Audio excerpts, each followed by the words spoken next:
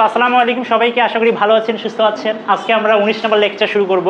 আজকের লেকচারটা সম্পূর্ণ ক্লাস হবে আসলে কন্ডিশনাল সেন্টেন্সের উপরে। সো কন্ডিশন কথার অর্থ কি? কন্ডিশন বোঝাচ্ছে শর্ত বোঝায়। কি বোঝায়? শর্ত। মানে কি এই কাজটা হলে ওই কাজটা হবে, এই টাইপের কথাবার্তা।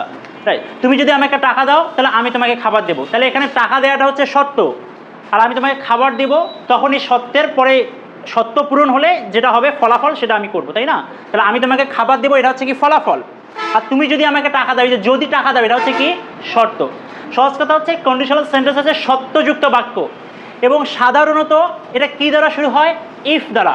আমরা এর যখন আরেকটু ভিতরে যাব তখন দেখবো শুধু ইফ নয়, আরও আছে। ইফের বদলে প্রোভাইডেড আছে, প্রোভাইডেড দ্যাট আছে, প্রোভাইডিং আছে, উইদাউট আছে, বাট ফর আছে, ওয়ান কন্ডিশন আছে, অনেক কিছু আছে। আমরা দেখবো, সেগুলো নোটেও দেওয়া আছে, ভালোভাবে পড়বেন। এখন আমরা যেহেতু বেসিক থেকে শুরু করছি, তাহলে আমরা একটু আসি যে ইফ যুক্ত বাক্য, যেহেতু কন্ডিশনাল বাক্য আমরা বলে থাকি, তাহলে সেই ইফের অর্থ কেমন হতে পারে বাংলায়? ইফের অর্থ আমাদের বাংলায় দুই ধরনের হতে পারে, যদিও এখানে আমরা তিন ধরনের লিখেছি। আমরা বলছি কেন। যে ইফের একটা অর্থ হতে পারে যদি বা তাহলে, সহজ কথা হচ্ছে যদি হতে পারে ইফের অর্থ। আর একটা অর্থ হচ্ছে লে হতে পারে, আমরা দেখাবো লে হতে পারে। আর একটা অর্থ হচ্ছে কিনা। তো এই কিনাটার সম্পর্ক আপাতত আজকে আমাদের সাথে নেই, এটা সম্পর্ক আপাতত এখন আমাদের সাথে নেই। তাহলে এখন দেখুন, ইফের যদি হয় তাহলে দেখো তুমি যদি আসো আমি যাব, তাহলে এখানে যদি আছে ইফ টেনে আনবো। অথবা দেখুন তো এটাকে আমি লে দ্বারা লিখতে পারি কিনা, আমরা এটা বেশি লিখি যে তুই আসলে আমি যাবো আলা, বলি না? তুই অ্যাকর্ডিং টু লোকাল ল্যাঙ্গুয়েজ, তুই আসলে আমি যাবো আলা, তাই না? বা তুই আসলে আমি যাবো, আর একটু ভদ্রভাবে বসলাম। তাহলে তুমি যদি আসো, যে কথা, এই তুমি আসলে একই কথা। তুমি আসলে কমা আমি যাব, আমি যাব। এখানে একটা বিষয় প্লিজ লক্ষ্য করুন, যে এখানে যে কমা দিয়েছি না, কমার বদলে আসলে বাংলায় তাহলেও লেখা থাকতে পারে। তুমি যদি আসো তাহলে আমি যাব, তুমি যদি আসো তাহলে আমি যাব, তাহলেও লেখা থাকতে পারে। আমরা কমা দিয়ে দেখাচ্ছি। তাহলে এখন দেখুন, তুমি যদি আসো, তাহলে এর ইংলিশে if you come, if you come, তুমি যদি আসো, কমা, এই কমা মানে হচ্ছে ইংলিশে তাহলে, ইংলিশে কমা, বাংলায় তাহলে। আমি যাব, তাহলে ফিউচার ইনডেফিনিট, আই উইল গো, তুমি যদি আসো আমি যাব। সেম ভাবে তুমি যদি আসতে, তুমি যদি আসতে আমি যেতাম, একটু অতীত টাইপের দিচ্ছে না? তাহলে এটা ইংলিশটা দেখুন তো, এটাকে আমি আরেকভাবে লিখতে পারি না? তুমি যদি আসতে পরিবর্তে আমি লিখতে পারি না তুমি আসলে আমি যেতাম, তুমি আসলে কি যেতাম, আমি যেতাম, একই কথা। সেন্সটা একটু বুঝতে হবে। তাহলে তুমি আসলে এটা অতীত, তাহলে এর জন্য কি হবে? ইফ ইউ আসতে, তাহলে অতীত সেন্স, তাহলে এটা কি হবে? খেম। ইফ ইউ খেম, তুমি যদি আসতে, কমা আমি যেতাম। দেখুন উইল, উইল হচ্ছে ফিউচারে বোঝায়, ভবিষ্যৎ, কিন্তু এটাকে যদি আমি পাস্ট করি, ফিউচার ইন পাস্ট, তখন উইলটা হয়ে যায় কি? উড। তাহলে আমি যেতাম কি? I would go, I would go. তাহলে ইফ ইউ খেম, তুমি যদি আসতে, আই উড গো, আমি যেতাম। এই বাক্যের অন্তর্নিহিত অর্থকে আমি একটু পরে বোঝাবো। তারপরে দেখুন 3 নম্বরটা, 2 নম্বর 3 নম্বর বাংলা অর্থ একই, কিন্তু এদের মাঝে ব্যাপক পার্থক্য আছে। আগে ইংলিশটা আগে লিখি। তাহলে তুমি যদি আসতে, যে কথা, তুমি আসলে একই কথা, ওটা লিখছি না, ইংলিশটা ডিটেল লিখছি। ইফ ইউ, এটা প্রেজেন্ট পাস্ট, সরি এটা ফার্স্ট পারফেক্টে করছি। ইফ ইউ হ্যাড কাম, একই কথা। ইফ ইউ হ্যাড কাম, তুমি যদি আসতে, আমি যেতাম, আই উড হ্যাভ গন। দেখুন হ্যাভ এনেছি, আই উড হ্যাভ গন। এই 3টা বাক্য লিখুন। আপনাদের নিশ্চয়ই 3টা বাক্য তো পাশাপাশি আছে, তাই না? ওকে,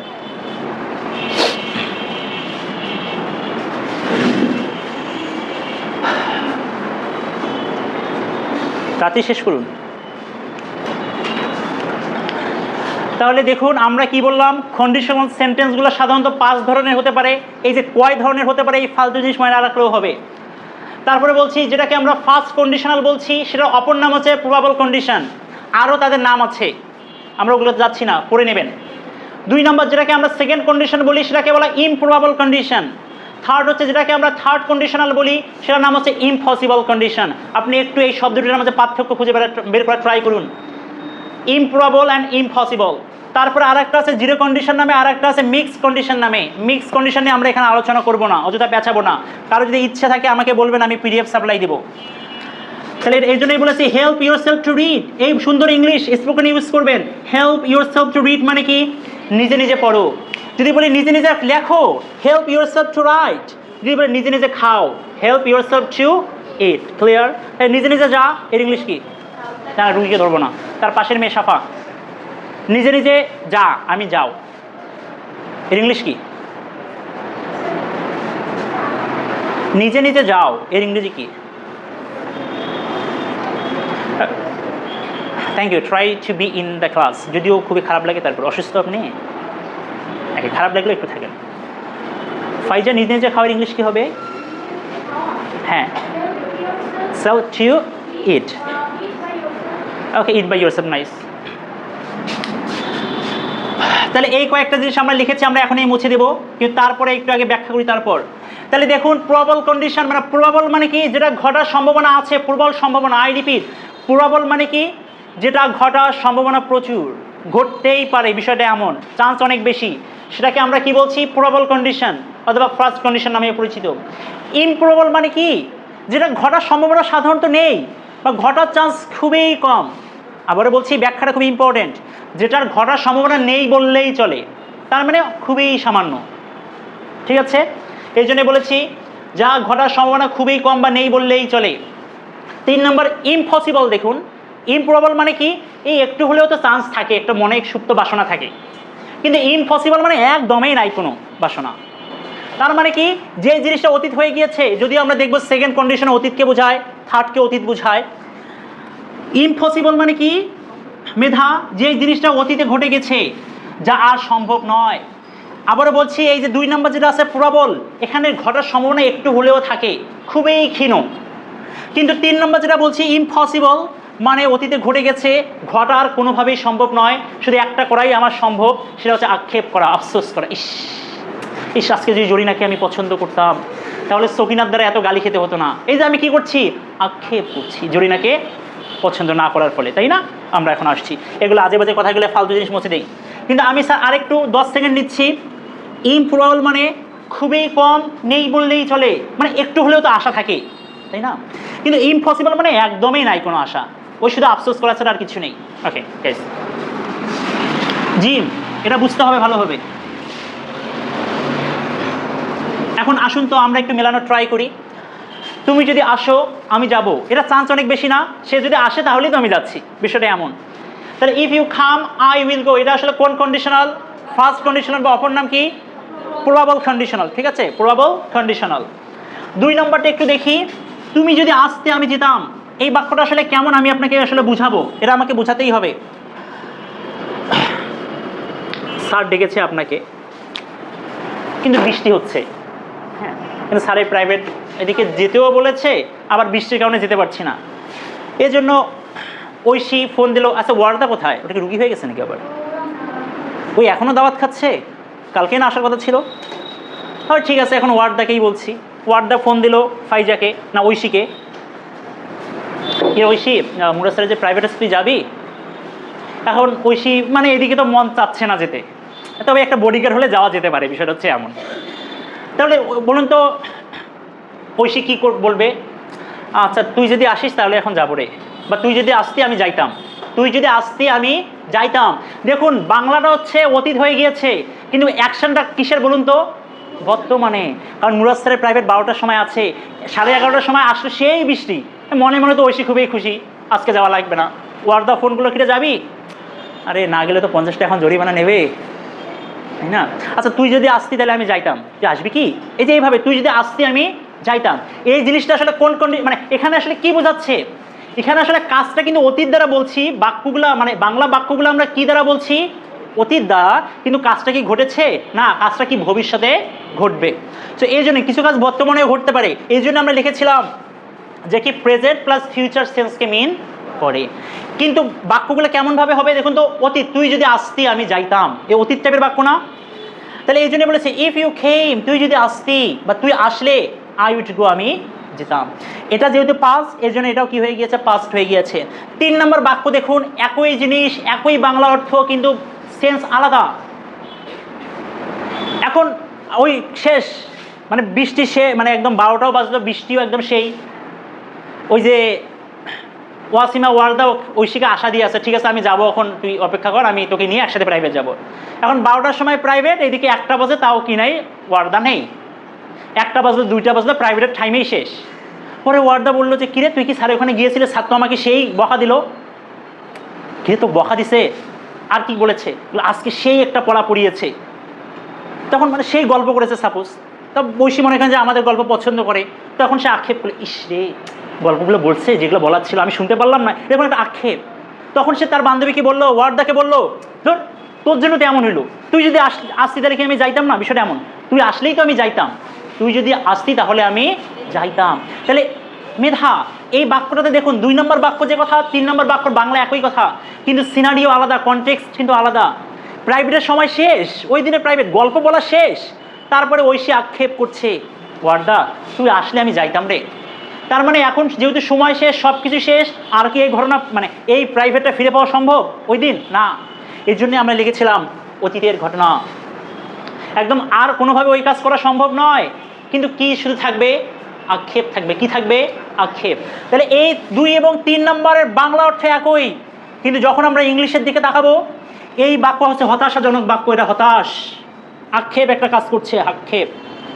আর এখানে কোনো আক্ষেপ নেই, এটা ভবিষ্যতে তুই যদি আসিস আমি যাব, বিষয়টা হচ্ছে এমন। হ্যাঁ এটাই, আমি কি একটা পার্থক্য বুঝাতে পেরেছি আপনাকে? সো আবার আরেকটা, চলে আমরা এখন বাংলা আরেকবার লিখবো, বাংলা তারপরে আর বাংলা লিখবো না।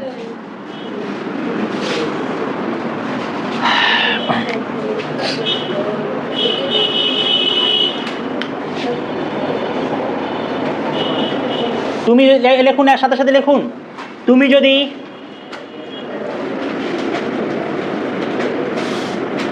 আমাকে টাকা দাও,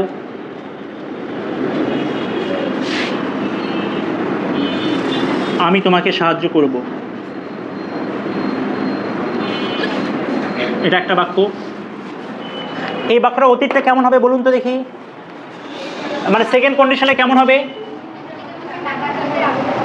হ্যাঁ, তুমি যদি আমাকে, কেন যে এতটা বাক্য লিখলাম, টাকা দিতে, এই কমার পরিবর্তে কিউ লিখতে পারি, তাহলে আমি এটা কিন্তু বুঝতেই হবে, আমি কিন্তু তাহলে কিন্তু খুবই ভয়ঙ্কর রকমের বিশ্রী অবস্থা হয়ে যাবে। রাইট ফ্রম ভার্বে অনেক কিছু পারবো না। 3 নম্বর বাক্যটা কি হবে? একই হবে। 3 নম্বর বাক্যটা কি হবে? একই হবে। এর জন্য আমরা আজকের জন্য একটু 2 নম্বরে চিন্তা ভাবনা করে ফেলি। আপনারাও করে ফেললে চাইলে করতে পারেন, যারা 2 নম্বর, আর যারা পরিশ্রমী তারা সম্পূর্ণ লেখেন।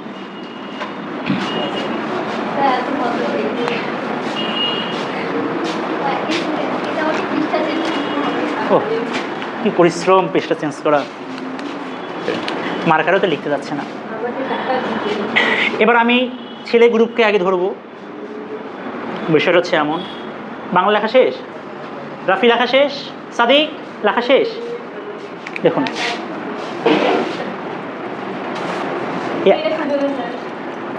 খুবই সুন্দর, সেই একদম বিশ্বমানের অলস ব্যক্তিত্বের কর্মকাণ্ড।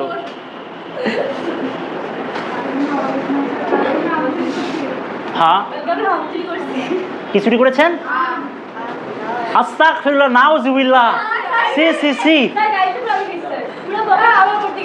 ও চুরিও করছেন, আবার ধরাও পড়েছেন।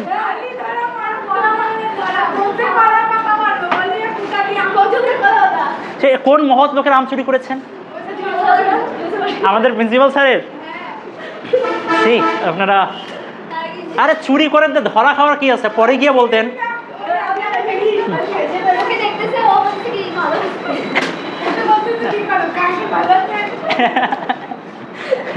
আর আঙ্কেল তো মনে মনে চুন্নির ঘর চুরি করতে আসতো। হ্যাঁ, নেক্সট টাইম এগুলো চুরি টুরি করতে যাইয়েন না।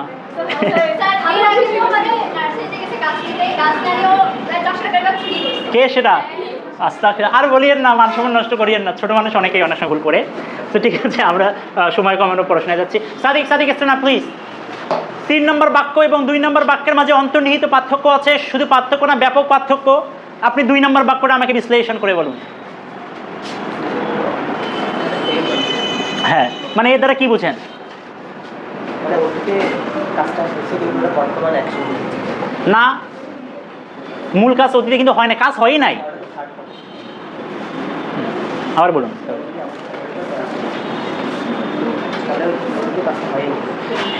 হওয়ার সম্ভাবনা আছে কি? Thank you.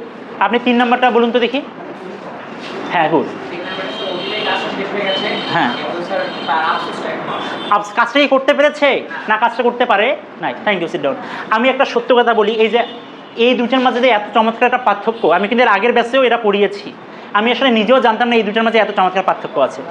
ওই যে আমি রংপুর গিয়েছিলাম শিমুল স্যারের সাথে একসাথে সেদিনেই, তো ভাবলাম যে পরের দিন তো মানে গতকালকে তো পড়াতে হবে, একটু প্রিপারেশন নেই। ও বাবা, প্রিপারেশন নিতে গিয়ে দেখে আমার নিজেরই কনসেপ্ট ঠিক নাই। তারপর এগুলো যে কতক্ষণ পড়ে টোরে তারপর কনসেপ্টটা ঠিক করলাম, ও আচ্ছা বিষয়টা এত সহজ, কিন্তু আমি আসলে কনসেপ্টটা সঠিক জানতাম না। তো আপনাদেরকে যেটা বলা হলো এটা প্রপার কনসেপ্ট আপনাদেরকে বলা হলো, মাথায় রাখবেন। এই যে দেখুন, এই যে আপনারা কেন টিচারদের রেসপেক্ট করবেন না, মানে কেন করবেন না কেন করবেন? এই যে আমার কথাই, মানে আমি তো এগুলো সিম্পল বিষয়, কিন্তু দেখবেন এমন অনেক টিচার একটা করে লেকচার দেওয়ার জন্য তাদের মোটামুটি 1 রাত 2 রাত পার করে ফেলে, কিন্তু ওই জিনিসগুলো পরবর্তীতে আমাদের সামনে এমন করে প্রেজেন্ট করে, ও মা এটা এত সহজ, কিন্তু ওই জিনিসটা আসলে টিচারকে বুঝতে কমপক্ষে 2 ঘন্টা 3 ঘন্টা গেছে। আমি যখন ফিজিক্স পড়াতাম তখন আমার ক্ষেত্রে বেশি হতো, আমি তো কেবল এসএসসি পর ইন্টারে উঠলাম, অতটা বেশি জ্ঞান নাই। এর জন্য কোনো একটা বিষয় এটা আমাকে এত কঠিন লাগছে কারণ এটা কীভাবে সহজ করা যায়, এই সহজ করতে গিয়ে আমার রাত 1টা 2টা 2:30 বাজে।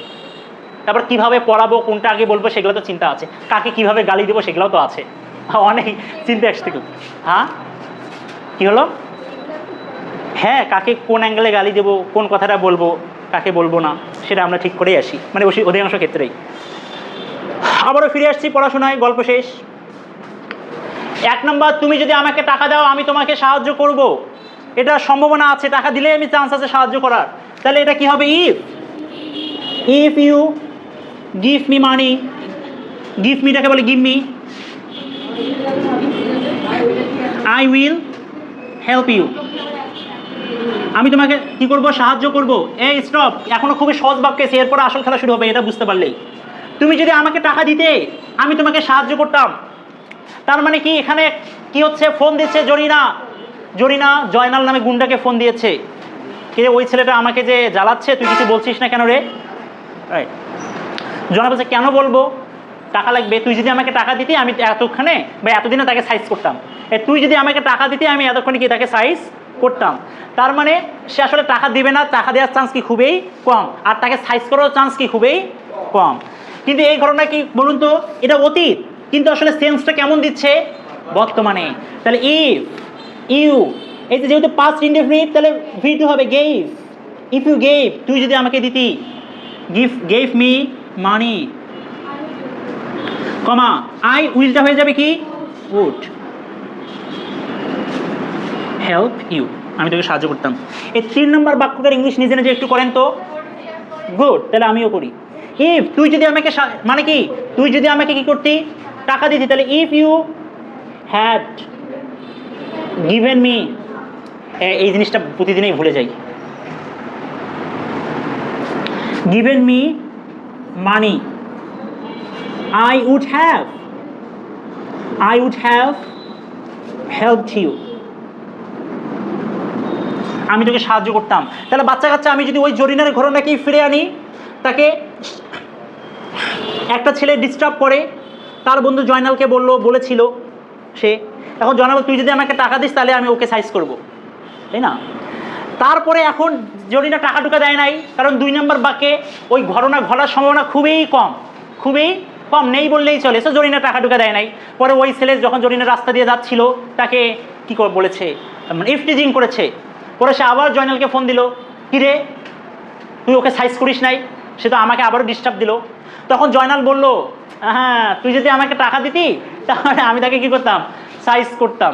তাহলে এখানে একটু আক্ষেপ আছে, টাকা পাওয়ার একটা আক্ষেপ আছে, বা যেভাবে আমরা চিন্তা করি না কেন। এবং ওই যেমন ঘটনা ঘটে গেছে, মানে তাকে ইফটিজিং করেই ফেলেছে, ওটা কি আর ফিরে আসবে না? তাহলে ওই ঘটনা ঘটার চান্স আছে আর কোনো নেই। এবং সাথে একটা কি আছে? আক্ষেপ আছে, বলুন।